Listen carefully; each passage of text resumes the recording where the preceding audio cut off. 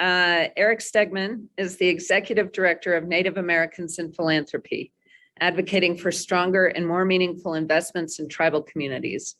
Previously, he held roles at the Center for Native American Youth, at the Aspen Institute, the Center for American Progress, the U.S. Senate Committee on Indian Affairs, and the U.S. Department of Education.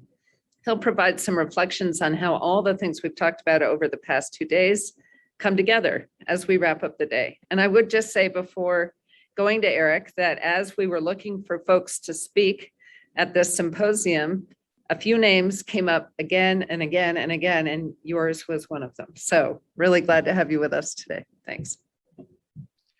Well, thank you so much. It's good afternoon. It's really an honor to be here, and especially to be an invited voice in this really crucial conversation. I'm truly humbled by so many of the speakers here today. And as mentioned, I'm the CEO at Native Americans in Philanthropy. My mother's family is from the Carry the Kettle First Nation, which are the Nakota people of present-day Saskatchewan. And what we are is a national coalition of tribal community and government leaders, funders, and other stakeholders who are all working together to advocate not just for stronger investments by the philanthropic sector in tribal communities, but also to make sure that those investments are more in line with our values as Indigenous people. I'd like to ask to pull up the slide, please.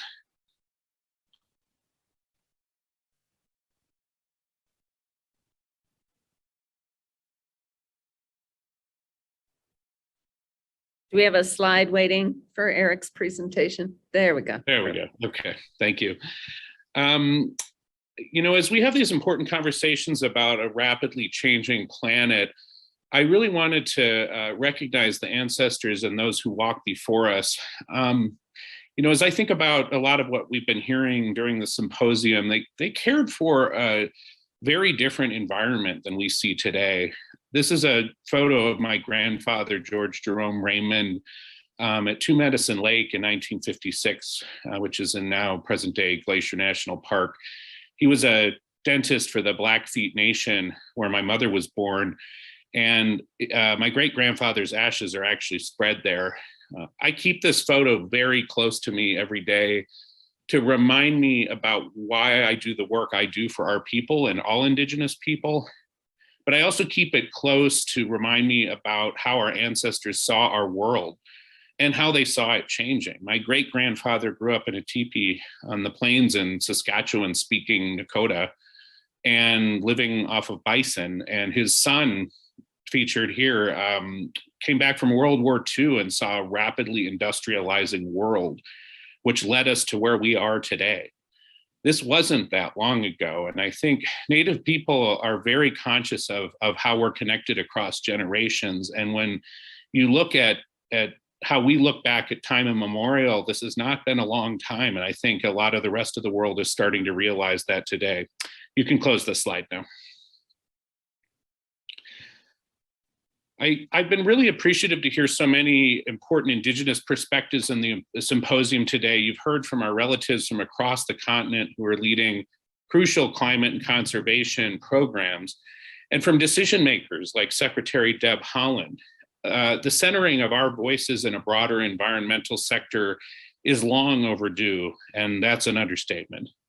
I took the helm here at Native Americans in Philanthropy in February 2020 before everything happened.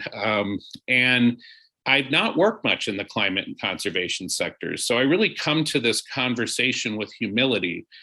And I wanted to use my time here today to just share some of what I've learned as an advocate for our people in philanthropy.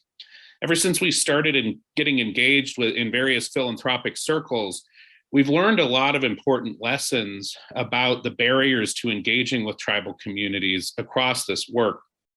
So here are really 3 lessons that I wanted to zero in on after a year of really working closely within the philanthropic sector, but also working closely with our local and national partners in Indian country.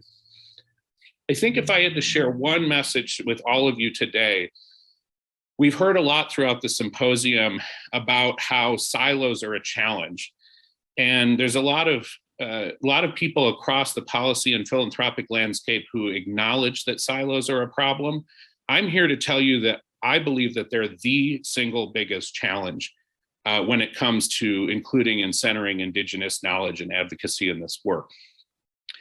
Just before this, you actually heard Secretary Crowfoot talk about this paradigm shift with the role of biodiversity goals in climate action.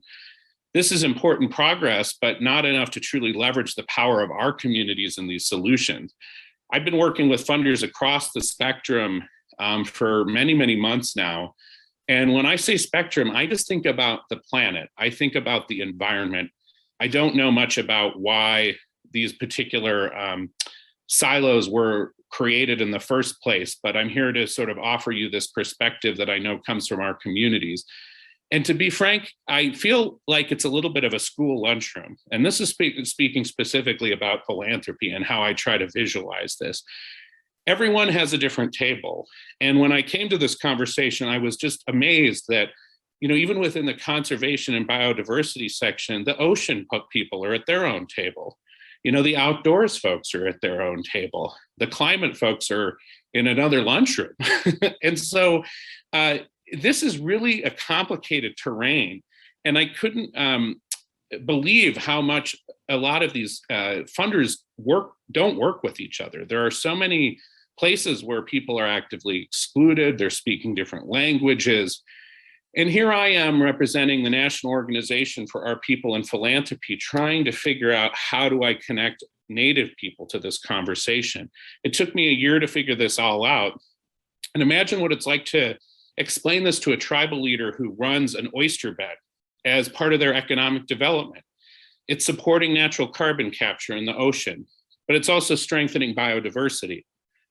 None of us are looking at any of these projects through either a policy or a funding lens through these micro silos. And so what ends up happening is that you have tribal leaders and nonprofits who are just frustrated and they're just disengaged because they don't understand how to work at the same table with a lot of folks here in this symposium who are well-intentioned. I've heard a lot of well-intentioned comments from speakers during the symposium about incorporating Indigenous knowledge and leadership. But what I want to challenge that a little bit. What do you mean when you say incorporating? Our environment is a mess because the Western world and industrialized economies don't see anything holistically. If we're ever going to meet the challenge we're facing here today, it's time to truly center Indigenous knowledge and leadership and our worldviews. This is going to require a lot of work. And I've been really proud of a lot of the funder partners that I work with who are really trying to do this, even in working in very large organizations with very specific ways that they want to fund. But we have to break these silos down. I want to give you one example of how that work is being done from my last job. I used to run the Center for Native American Youth at the Aspen Institute, which was one of the best jobs of my life, working with a national network of Native American youth leaders across the country to co-create leadership development and advocacy platforms.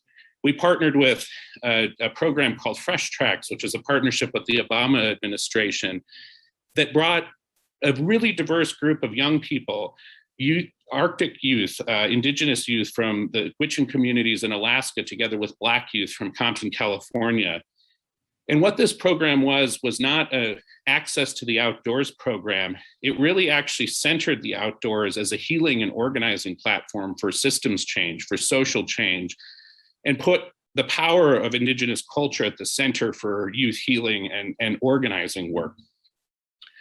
That's the kind of what I'm talking about when we're talking about actually creating systems change and through this silo breaking that we need to do across the philanthropic and policy landscape. That program is now a permanent program at the Aspen Opportunity Youth Forum, and it has funders as diverse as REI and the Annie E. Casey Foundation that works on a lot of our child welfare and family issues. These young leaders are all going to be crucial to helping us move this important climate and conservation work forward, but we can't expect them to take these siloed pathways to that work. We need to really set this table in a way that they're in leadership. So on this first issue, I really want to call this whole group to action to partner with organizations like us to think about how we break these silos down to actually center Indigenous leadership. This is not a checkbox moment. We really, really need to have tribal leaders and tribal organizations at the center of these conversations to partner with you so that we can speak at least a common language about how we see the world and where it needs to be in the future, so that we're not constantly missing one another in this conversation. We're working closely with partners like the Biodiversity Funders Group and the Climate and Land Use Alliance to create new spaces for tribal leaders and community members to reset that table so that funders are coming to that table in a way that tribal leaders can speak about how they're doing that work and how they've known how to do that work since time immemorial. My second lesson in this journey I've had is that it's really important to understand the diversity of our stakeholders, particularly the role of our tribal leadership. In working with a lot of our funders and several of the big green nonprofits and others over the years, there's a lot of really good work that's happened, particularly with Native-led nonprofits. But there are over 570 federally recognized tribes just in this country alone that represent hundreds of languages, cultures, lifeways, and systems. They're the ones who actually control our lands and waterways. They're the stewards. They are our elected leadership. And so many of the goals that we're speaking about here today, from 30 by 30 to other climate-related goals, they require our tribal leaders at the table. You can't fund Native nonprofits that aren't connected with our tribal leadership or work with policy organizations that are only listening to our grassroots leaders. You have to do all of it. This is the case with any of your work. And so I really challenge all of you to think a little bit differently about how we do this work. One of my first jobs after law school was to work at the National Congress of American Indians. Most of my early career was working with tribal leaders. I didn't realize how unique that view was, even in our own world, in some cases, when you're working with sectors like philanthropy. But I think tribes are already really deeply engaged in this work. I find regularly in talking to individual tribal leaders or intertribal organizations, they're already doing a lot of the work that a lot of the nonprofits and funders are hoping to connect with here today, but they're not talking about it the same way, and they're not being engaged as tribal leaders. So one of the things that we're doing, and I hope that you'll all reach out and connect with us on this work, is that we really believe it's important to create a stronger space and much stronger investments in our intertribal organizations. Those are the organizations that are the membership bodies of our tribal leaders and our tribal governments, which include organizations like the National Congress of American Indians, the Affiliated Tribes of Northwest Indians, and United South and Eastern Tribes, just to name a few. We really need to invest in these spaces. These are the places where tribal leaders come together. They speak, they learn from one another, and they have committees that hash out these deep policy issues together. They're also funding vehicles. They're often regularly doing all sorts of intermediary funding to their member tribes to support this important work. So that's going to be another big piece of the work that we're hoping to invest in. And finally, I want to just emphasize, I feel like there were so many important perspectives throughout this conference about culture. And I'm still feeling that a lot of the broader conversations in the climate and conservation space see culture as a side effect to this disruption of our climate and our environment. But I'm here to tell you that, like the Fresh Tracks program I highlighted earlier, the environment is not just, some siloed piece of who we are. When the climate and the planet is disrupted the way it is today, it's a disruption of our lifeways. It's a disruption of our education systems, who we are as people. One of the most important events that I see happen every single year for our young people is the canoe journey that's all up and down the Pacific coast, connecting cultures from Canada to the US. That's impacted by climate change. There's so many different things that happen in those spaces that have to do with suicide prevention, how we learn about the lessons that our elders teach us. These are all inextricably connected to the work that we're all talking about today. So the last thing I really want to leave you with is to really think about not framing the culture issue as a side effect, but to really, as with centering Indigenous knowledge, see it as a central part of the challenge that we face today, but also a central solution, because our culture and how it's connected to how we steward our lands and waterways is an absolutely critical part of the solutions that we're talking about today. And with that, I really appreciate the time here to share some of what I've learned and look forward to any conversation. Thank you.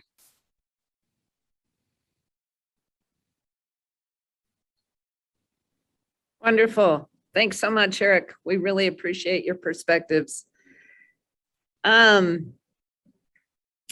Let's see here. We have a few audience questions that I'd like to share and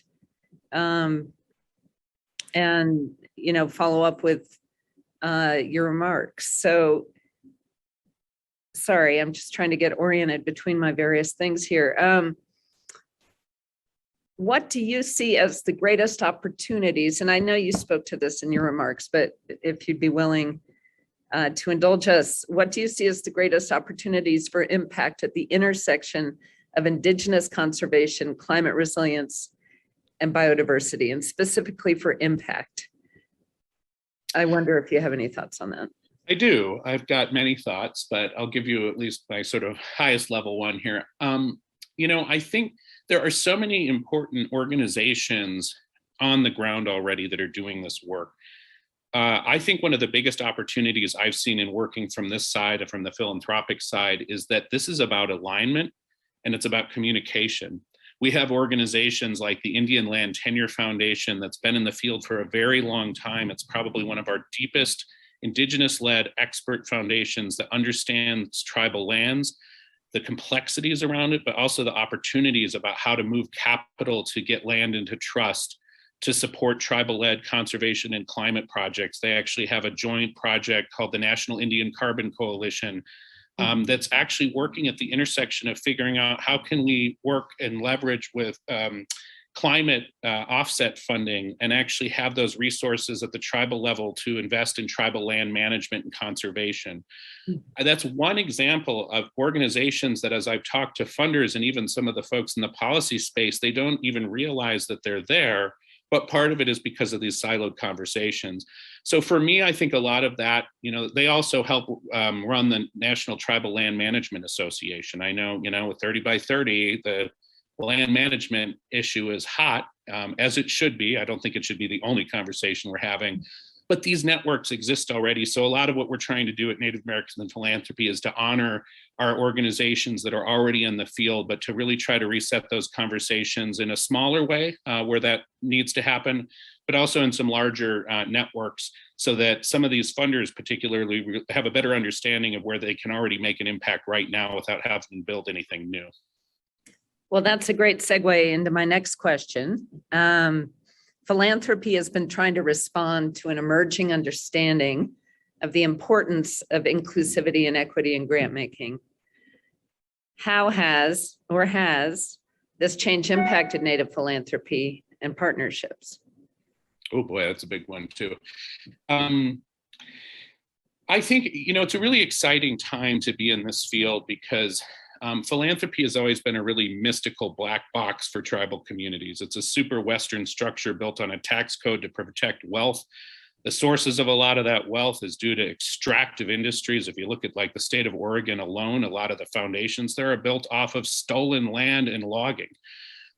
So it's not been a sector that we've understood or had a comfortable relationship for a long time, but we are at a moment when there's a really amazing number of new leaders in this space who are challenging philanthropy to do more. We are not as invisible as we used to be. And we're creating a lot of really exciting new intermediary organizations and coalitions to help funders give up power with their funding and get it to the ground through networks of trust in the field.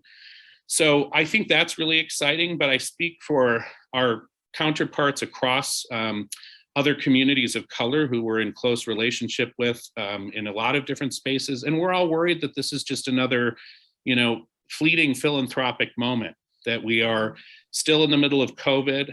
The country's finally having at least some deeper reckoning with their issues around structural racism. But we've seen this before, and philanthropy has a tendency to kind of move to the next shiny thing. So a lot of what we're trying to do is to, through issues like climate and conservation, to set up more sustainable networks of accountability for funders and policymakers alike, so that that new leadership that actually understands philanthropy and is trying to break down some of the worst barriers in it can hold everyone's feet to the fire in a good way and keep these funds growing in a way that's going to benefit everyone.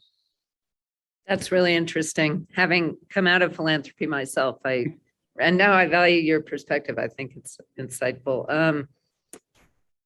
If you could change one thing about the current funding for these issues and their combined impacts, what would it be? Well, it's going to be, I'm just going to take it back to that silo issue. It really was the biggest learning I had. I could not believe how many different ways these funders can splice and dice something as big as the planet.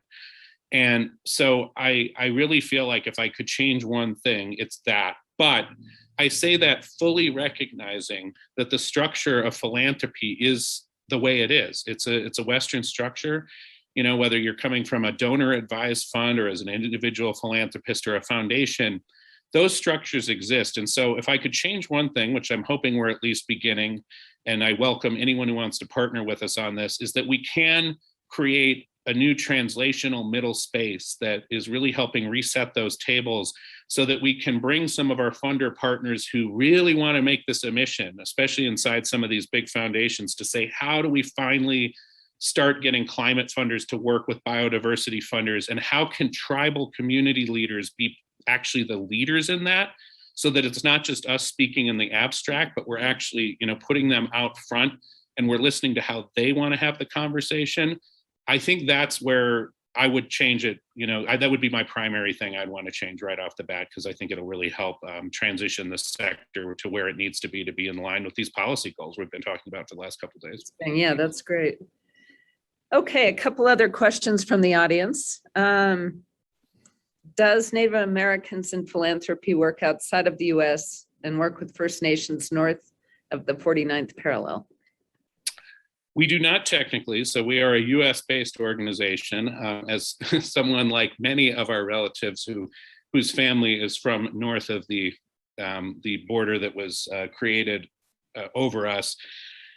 We have a lot of really wonderful partners. So we are really thinking about some new ways that we can lift up some of those great projects that you heard even here at the symposium that are happening. There's a lot of really exciting stuff happening in places like Canada through partnerships like International Funders for Indigenous Peoples, which is our counterpart who does advocacy for Indigenous communities on a more global level. We also have another partner organization called The Circle in Canada. So some of what we're hoping to do as we invest more in this climate and conservation space is to create some of those tables and conversations at the international level where we can really bring a lot of these funders into those conversations. One of the things I also share with folks who haven't done as much on the international level, a lot of the philanthropy that's investing in the international level is actually from the US. And so there's a lot of important conversations to have at that global level. And we look forward to doing more of that and would love any input from anyone in the audience today on how to do that work. Great, thank you. Okay, here's the last question I have right now. Folks in the chat, feel free to add more if you have them. Can you explain a bit further about how the National Indian Carbon Coalition is involved with creating carbon credits? Yes, we work a lot with them. I'm not the deepest expert there, but there's I think a couple of important ways. They are working with, first of all, they have a lot of trust in the field, particularly with tribal leadership, which is super critical. This is not a non-native led environmental nonprofit coming to try to work with tribes and find ways to gain access to carbon markets. Tribes are all too familiar with a lot of different players in different spaces who try to take advantage of our sovereignty and a lot of other things. So we're a pretty skeptical crowd and we like to listen to our own people. So that's a really important part of how the Indian Carbon Coalition works. I know when it comes to their carbon offset credits, they work closely with some of the larger organizations that have that infrastructure in place. And they really work hand in hand to help make sure that we're vetting what those opportunities look like before tribes are looking at how they could possibly leverage them in projects. And then the other piece of this is they invest a lot of time in partnership with the InterTribal Agriculture Council to do the technical assistance necessary to help get these natural climate mitigation projects off the ground and to think about what that connection to these conservation and land management goals look like. So one of the things they're doing right now is raising funds for a new blended climate and conservation fund that's actually a revolving loan fund that's taking in some of those carbon offset credits through their larger non-native environmental partners and looking at how they can actually have those credits sustain some of the conservation work at the tribal level, particularly with land management. Interesting. Okay, good. Wow, that is a lot of good content and a lot to think about. Thank you. I think what everybody told us that you needed to come and wrap up our event, they were right. Thanks so much, Erik. We really It's really been an honor, and I'm humbled to be here. And thank you so much for inviting us. Yeah, well, thanks for joining us, and hope we'll be able to stay in touch. Absolutely. All right.